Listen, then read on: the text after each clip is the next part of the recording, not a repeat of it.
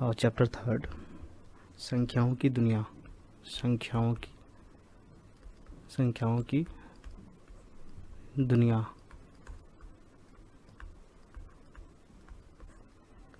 इस चैप्टर को आज हम लोग करेंगे फर्स्ट एक्सरसाइज, अभ्यास सेट 3.1।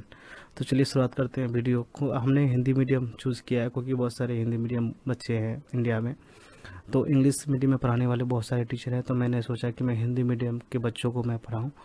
तो चलो क्लास की शुरुआत करते हैं। फर्स्ट क्वेश्चन है, लोथल के बंदरगाह शहर का एक व्यापारी मसालों के थैलों की तांबू की सिलियाँ को बदल रहे थे। तो मतलब यहाँ पे बेसिकली एक्सचेंज हो रहा था, तो मसाले के बदले तांबे की सिलियाँ दे रहे थे। उसे हर दो थैले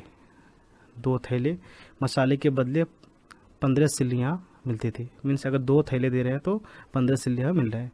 यदि वो बाज़ार में 12 थैले मसाले ले लाता है तो वो कितनी तांबे की सिल्लियाँ लेकर वापस आएगा। तो ये समझ में आ रहा है क्वेश्चन। सो इसका सॉल्यूशन में ये होगा, दो थैले के बदले 15 सिल्लियाँ मिल रहा है।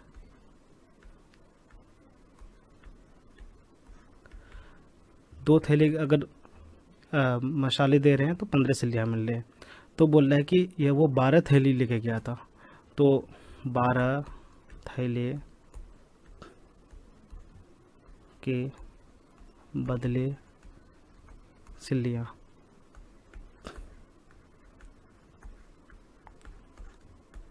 देखो अब यहाँ पे 2 थैले हैं, तो हम ये कर सकते, 2 थैले में 15 सिल्लियाँ मिल रहा है, तो टोटल कितने हैं, 12 सिल्लियाँ हैं।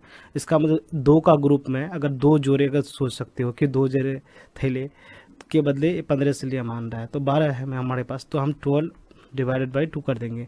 तो हमें इससे हमें मिल जाएगा कि टोटल जो ग्रुप्स में जो दे रहे हैं वो 6 दे रहे हैं, और 2 के बदले कितने मिल रहे हैं, हमें 15 मिल रहे हैं। तो हम इसको सॉल्व कर सकते हैं। तो यहाँ पे हो जाएगा 6 इंटू 15 हो जाएगा 90। इसका मतलब ये हमें 90 सिल्लियाँ यहाँ पे मिलेंगे। यही हमारा आंसर हो जाएगा। चलो अब अगले इसमें देखते हैं नेक्स्ट क्वेश्चन। नेक्स्ट क्वेश्चन है, इसांगो हड्डी के एक कॉलम पर। ये इसांगो बोन्स है जो मोस्टली चाइना में फेमस था। तो उस टाइम में जो कुछ लोग इसमें से कुछ आकृति बनाते थे, उस आकृति बना करके उस कुछ नंबर नोट्स करते थे उसमें। तो यहाँ पे बोला कि इसांगो हड्डी का एक कॉलम पर संख्याओं का अनुक्रम जो हमें जो सीक्वेंस दिया जा रहा है वो 11, 13, 17, 19 है। इन संख्याओं में क्या समानता है, मतलब क्या सिमिलरिटी है, इस पैटर्न के अनुरूप अगली 3 संख्या लिखें। तो यहाँ पे ये जैसे देख सकते 11, यहाँ पे 13, 17 और 19 ऐसे करके हैं। तो 11, 13, 17, 19, सॉरी मैं इंग्लिश में बोल रहा हूँ, एक्चुअली मैं इंग्लिश मीडियम बच्चों को भी पढ़ा रहा हूँ। तो 11, 13, 17 और 19। तो ये मुझे इतना समझ में आ रहा है कि 11, 13, 17, 19 ये क्या है, ये अभाज्य संख्या है। अभाज्य संख्या है, अभाज्य संख्याएं,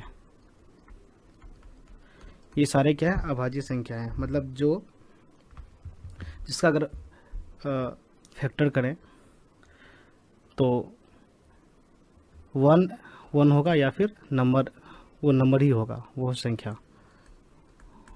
ही होगा। तो 11, 13, 17, 19 है। तो इसी पैटर्न पे बोल रहा है कि अगले 3 संख्याएं क्या होंगी।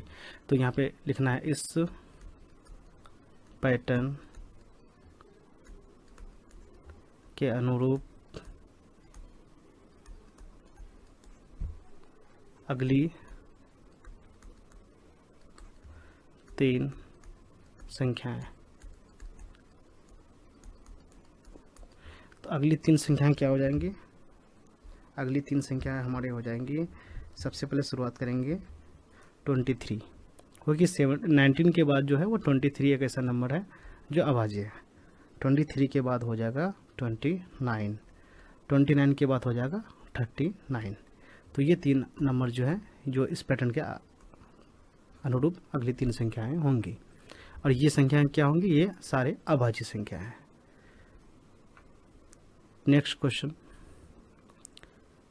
अगला क्वेश्चन है, हम जानते हैं कि प्राकृतिक संख्याएं योग के अंतर्गत संवरित होती है। ये बहुत इंपॉर्टेंट लाइन है। किन्हीं दो प्राकृतिक, अब इसमें इसका मीनिंग क्या है? किन्हीं दो प्राकृतिक संख्याओं का योग हमेशा एक प्राकृतिक संख्या होगा। अगर मैं इंग्लिश की बात करूँ तो टू नेचुरल नंबर्स को अगर हम ऐड कर देंगे तो वो नेचुरल नंबर ही होगा। कहने का मतलब ये होता है। क्या वे घटाव के अंदर सम्मिलित है? क्या ये ऐसा घटाव में, मतलब अगर इसको माइनस करेंगे तो क्या इसमें पॉसिबल है? तो देखते हैं। देख, इसका एग्जांपल लीजिए हम, जैसे 2 और 5, ये दो प्राकृतिक संख्या है, दोनों नेचुरल नंबर है, प्राकृतिक संख्या है।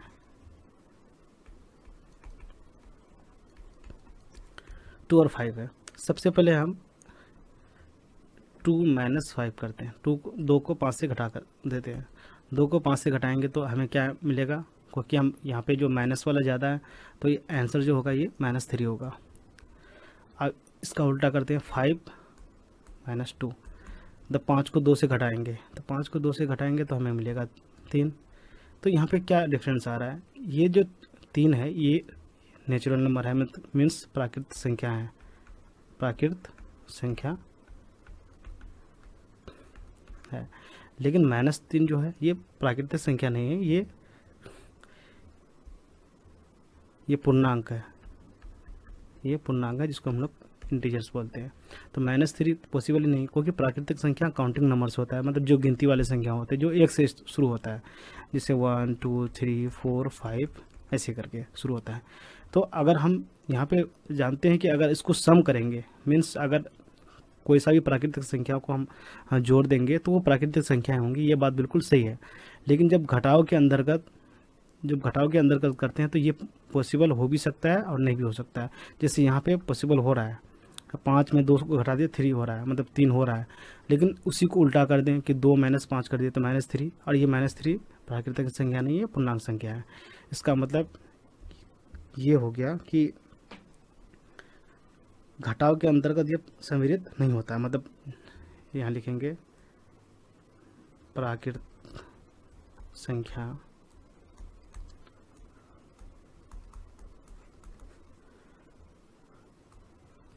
घटाव के अंतर्गत सम्मिलित नहीं है। और भी एग्जाम्पल ले सकते हो, तो अलग अलग जो स्टूडेंट है उसका अलग अलग आंसर हो सकता है। तो हमने बेसिकली 2 ही एग्जाम्पल लिया, 2 और 5 को, कि दोनों प्राकृतिक संख्या हैं। तो मैंने दोनों तरीके से बता दिया कि ये पॉसिबल हो भी सकता है तो नहीं भी हो सकता है। लेकिन नहीं भी एक बार भी अगर ना हो तो इसका मतलब प्राकृतिक संख्या घटाव के अंतर्गत सम्मिलित नहीं है, लेकिन प्राकृतिक संख्या जोड़ के अंतर्गत सम्मिलित है। अगला क्वेश्चन करेंगे। ये बहुत अच्छा क्वेश्चन है। प्राचीन भारतीय गिनने के लिए अपनी उंगलियों का जोरों का यूज करते थे। अभी भी बहुत सारे लोग, हम भी करते हैं, उंगली के जोर से यूज करते हैं हमें किसी काउंटिंग करने के लिए। बहुत सारे लोग करते हैं, गांव के लोग तो, जो गांव की औरतें हैं वो भी बहुत ज़्यादा करते हैं। तो ये प्राचीन, मतलब बहुत पुराने ज़माने से ही ये चलन में है। प्राचीन भारतीय गिनने के लिए अपनी उंगलियों का जोरों का उपयोग करते थे। तो ये देख रहे हो, ये सारे जोर हैं उंगली के। तो एक उंगली में 3 हो रहे हैं, प्रत्येक उंगली में 3 हो रहे हैं। जो प्रथा आज भी देखी जाती है, ऑफ कोर्स प्रत्येक उंगली में 3 जोड़े होते हैं। तो जैसे कि हम देख रहे हैं कि एक उंगली में 3 जोड़े हैं, और अंगूठे का प्रयोग उन्हें गिनने के लिए किया जाता था। मीन्स ये कितने जोड़े हुए, मतलब टोटल काउंटिंग के बाद, इसके बाद ये 1 टाइम 2 टाइम, मतलब 1 बार 2 बार 3 बार, इस तरह से यूज किया जाता था। आप एक हाथ पर कितनी गणना कर सकते हैं? ये प्राचीन आधार पर 12 गणना प्रणालियों से कैसे संबंधित है? तो देखो, एक हाथ में 4 उंगलियां होते हैं, एक हाथ में 4 उंगलियां होते हैं।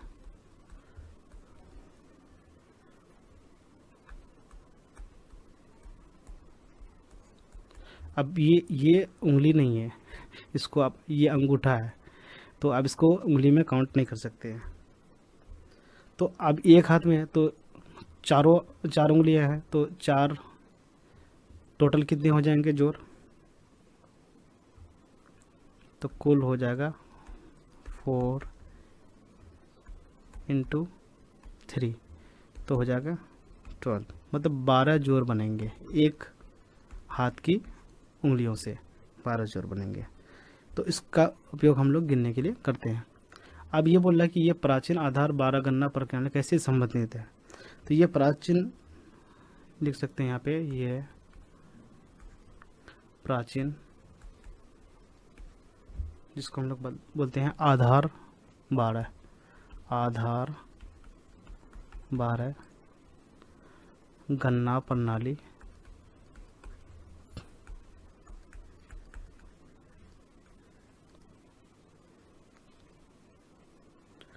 से संबंधित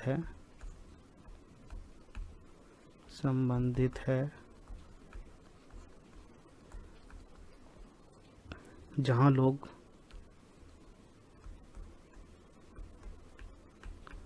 10 के बजाय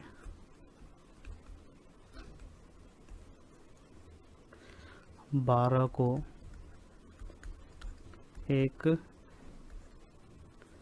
पूर्ण इकाई, मतलब कंप्लीट यूनिट, पूर्ण इकाई या आधार मानते थे, या आधार मानते थे।